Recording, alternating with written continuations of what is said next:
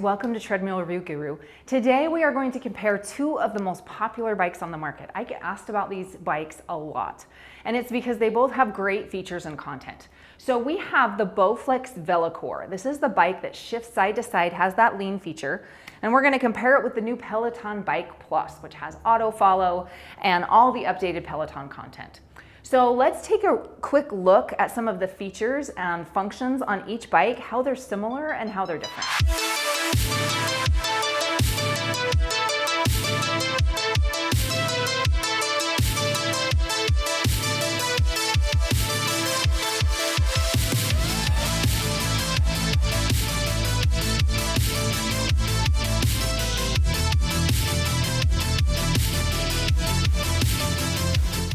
So first, let's compare the frame design between these two bikes. The frame on the Velocore is substantially different simply because it has to allow for that lean feature. So this bike is a little heavier than the Peloton. The Bowflex Velocore weighs about 175 pounds, whereas the Peloton weighs about 140 pounds. So you got about 35 pounds more weight in there. But that does allow for the stability and the structural integrity to allow you to shift side to side. It also has a greater max weight capacity. You can support up to 325 pounds on the Velocore and about 300 pounds on the Peloton. So they're both really comparable. You get a little more weight support on the Velocore. As far as overall footprint, the Peloton is a little more compact. It is 59 inches long, 59 inches high, and only 22 inches wide. By comparison, the Velocore, you can see it's just a touch longer. It's 60 inches long, 24 inches wide, and only about 55 inches high. So it isn't quite as high at the top of that monitor, but roughly they're pretty similar as far as overall frame and weight weight capacity. The main difference between the Bowflex and the Peloton, obviously, is the lean feature. So let me show you real quick how that works. And one thing I really like about the Bowflex bike is the lean feature is not motorized. So unlike, an incline decline motor that shifts the bike up and down, there's no motorized component to this, which basically, in my opinion, means it has greater durability. It's not as likely to fail early. So if you do not have the lean feature engaged, if you have the frame completely locked, it feels and functions like any other exercise bike. If you would like to unlock the frame, you simply push down on the lock button and you can see the frame itself shifts side to side. The stabilizers are stable, the frame underneath, the support beams underneath are stable, and the screen does not move. So you are just shifting side to side on that frame. And it's really easy to lock and unlock while you're on the bike. So that's one thing I really, really like about the Velocore is the way they've designed the lean feature. By comparison, the Peloton is a very sturdy, functional bike. It doesn't have incline, decline, lean, anything like that. But it allows for a lot of movement. So you can stand up, sit down, you can use weights. So there's a lot of variability in how you can ride the bike. It just doesn't provide the same lean feature, obviously. They're very similar as far as flywheel weight. So you can see the flywheel on the Bowflex is in the back, and that kind of allows for a little more lean and rotation there on the front of the bike. The Peloton's a little more like a traditional bike. You got your flywheel there in the front. They're both about 30 pounds. So I feel like riding the bikes is very similar as far as cadence, rhythm, and your overall pedal stroke as you ride. And also they're both weighted sufficiently to allow you to stand up and ride out of the saddle without any sort of lag. They both have magnetic resistance. So you can ride either of these bikes and they're going to be completely silent. They also both have 100 magnetic resistance levels. So you can hit any preset digital resistance level and it's going to be the same each time, which allows for more accuracy when you're estimating difficulty and calories burned and things like that. So as far as overall feel, I feel like either bike would work for pretty much any size rider. My only thing with the Bowflex is because there is that lean feature in it, and even if you don't plan to use it, I would recommend this for people who have good balance and feel capable and confident on the bike. New users, if you have any sort of vertigo or anything like that, the lean feature could be just a little bit could make you feel unstable. So that would be my only recommendation there. But let's take a closer look at the functionality and the user interface on both bikes. So I want to kind of demonstrate how the Velocore works, and then I'll hop on the Peloton and kind of show you a comparison. But the bike has 3 different adjustment points, so that allows pretty much any size rider to find the right fit. and it's very easy to adjust, which I really like. I also personally really like the handlebars on the Velocore bike specifically because they have two different options of both horizontal and vertical bars. So I can reach out here if I want to lean forward a little bit more. I can come into a more narrow arrow position. I have horizontal bars that allow me to sit more upright, and I can even lean forward because I've got bars on both sides. So, and the other thing that it has is kind of this little pocket in between the handlebars. You could drop a phone, keys, whatever else you might need.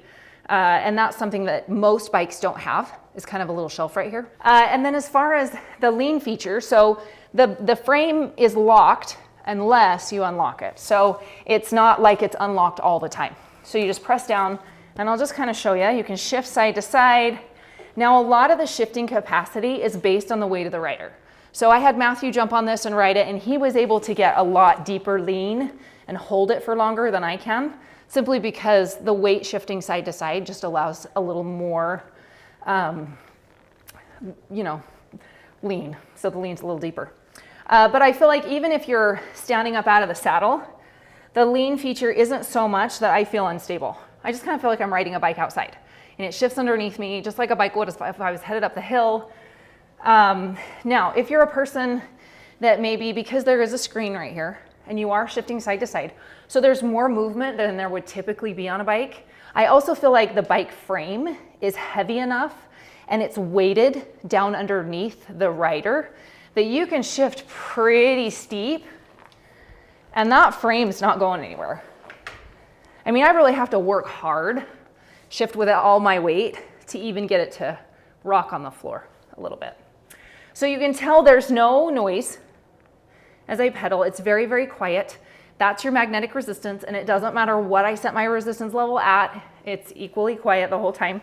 And then if I do want to just lock it into place while I'm riding, that's very easy. So you just press down to unlock, come back up to center, and relock. And I will tell you honestly, you do have to engage your lats, a little bit of oblique, and kind of even shift side to side using your shoulders. It's certainly more movement than you get on a standard exercise bike. Is it going to give you rock hard abs? No. And then as far as the programming goes, I feel like Bowflex has done a really good job of providing lots of different options for an affordable price. So their subscription app is called Journey. It's like $20 a month or something like that. And it allows you to ride outside. They have some really nice panoramic rides all over the world. It's called Explore the World. And then they also allow access to third-party apps. So you can watch Disney Plus, Hulu, Prime Video, and that's nice as well. And then even while you're riding, let's say I choose to ride, right now I'm riding in Sydney, you can select a training program where the voiceover is superimposed on whatever program you're riding.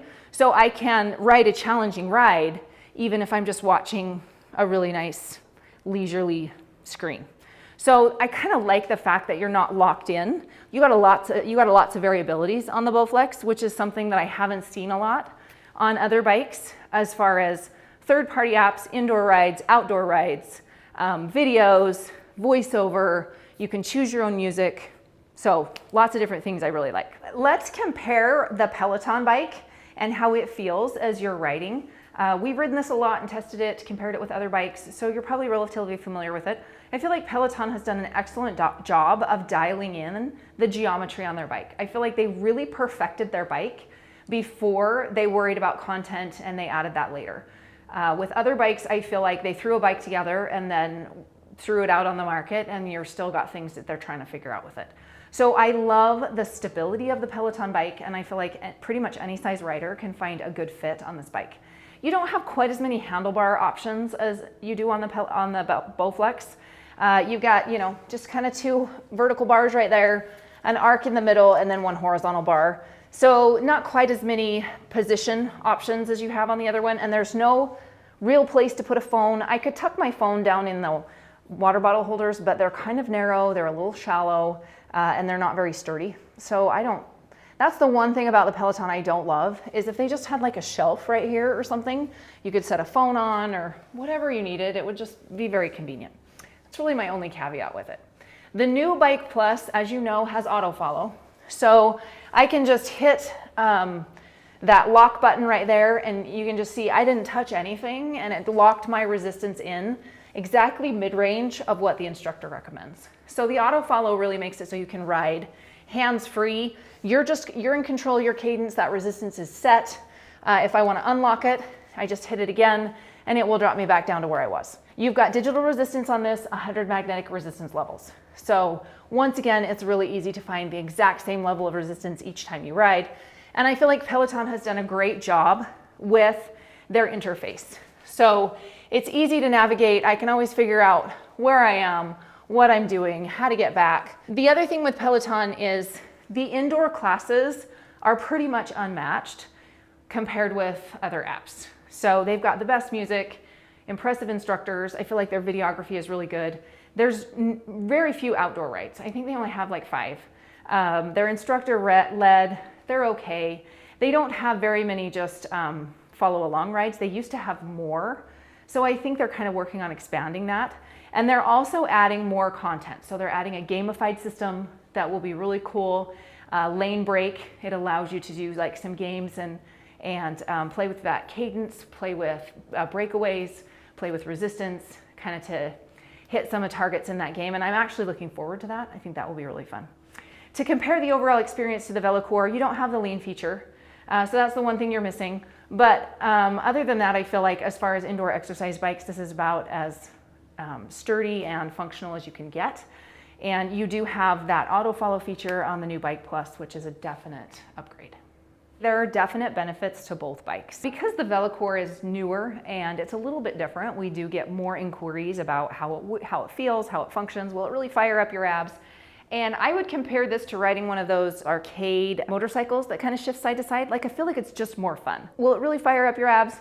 More than not doing anything. But, you know, I don't know that it is quite as much core engagement as you would think. However, I do think it's really fun. And the one thing I like about it is it's not motorized. So I feel like it's very stable and it's not going to wear out. Another thing that I really like about the Bowflex is you have access to third-party apps. So we get questions all the time about the touchscreen. Can I surf the web? Can I use Netflix? Can I go to YouTube?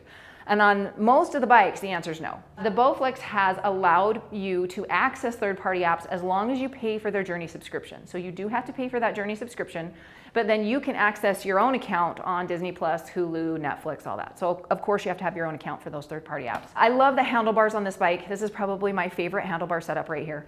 And it's really good as far as supporting up to 325 pounds. So even though you do have that lean feature, the stability of the bike and the structure of the bike is very solid. One thing I will say is, as far as the overall content, I feel like Bowflex has provided a lot of content options with Journey, but you don't have quite the same depth.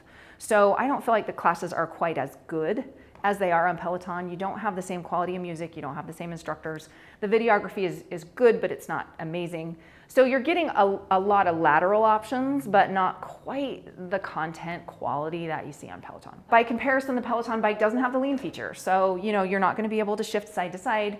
You don't get that engaging, realistic experience that you do get on the Velocore, which I really think is kind of cool. But the bike itself is very sturdy. The content as far as indoor classes is kind of unmatched. However, you don't have the option of watching third-party apps. You don't have really many options for outdoor rides. They are introducing that lane break feature, but we haven't seen it yet, so we're kind of waiting to see how that goes. So I feel like you got a lot of quality, but not as much quantity as far as different options with your programming. The handlebars are fine. They're really, the tubing is nice and wide, but you don't have quite as many options for leaning, sitting up, and placing your hands there. As far as price comparison, the Peloton, when it's not on sale, and they run sales frequently, the regular price is $24.99. However, currently that includes shipping. That might not in the future, but it does right now. And then the Velocore, one thing that they've done different on the Velocore is you have 2 screen options. So the Peloton has a 24-inch screen. And on the Velocore, you can opt for a 16-inch screen or a 22-inch screen. However, the bike frame is the same. So I kind of like that. The 16-inch screen is $16.99, the 22-inch screen is $21.99, but that does not include shipping. So add another $200 to that for your shipping. And then of course you have the cost of the monthly app for both bikes. So the Bowflex is just slightly less expensive, but you kind of, you know, you're getting a slightly smaller screen and other things like that. So if you would like more information on either of these bikes, we have individual video reviews for both the Peloton Bike Plus and the Velocore. You can check those out. We also have detailed written reviews at treadmillreviewguru.com. If you have any questions, leave them down below. Or if you own either one of these bikes, drop your experience. We would love to hear what you think. So as always, we are grateful for you to be here today. If you liked this video, make sure to subscribe and give us a thumbs up. My name's Kristen with Treadmill Review Guru, and we'll see you again soon.